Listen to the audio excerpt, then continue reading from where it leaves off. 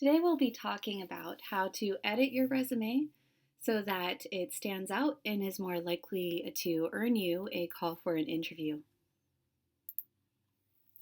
A good rule of thumb for writing resumes is when you want to describe your strengths, you want to show, not tell.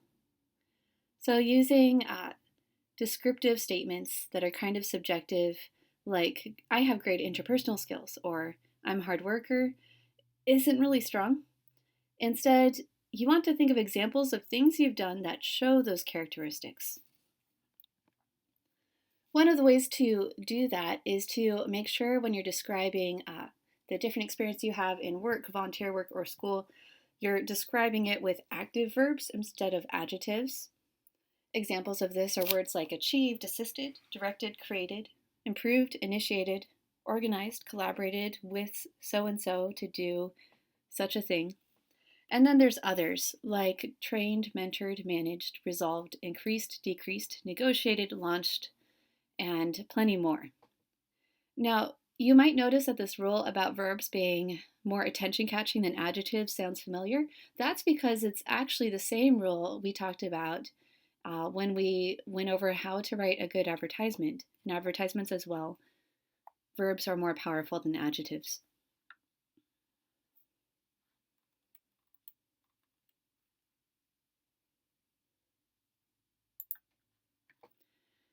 You also want to provide metrics. In other words, use numbers whenever possible to quantify your contributions. So some examples of that would work at a high school student level. I organized a fundraiser that raised $500 for hurricane victims. There's a $500 number there. That it's a measure of success. Or I tutored 3 students a semester in science, or coordinated an ASB event that was attended by roughly 50 students. There's plenty other of ways to include metrics.